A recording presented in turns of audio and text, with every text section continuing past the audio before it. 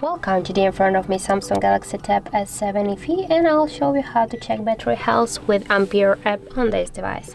So first you should launch the Play Store application, and here on the search pool enter the Ampere.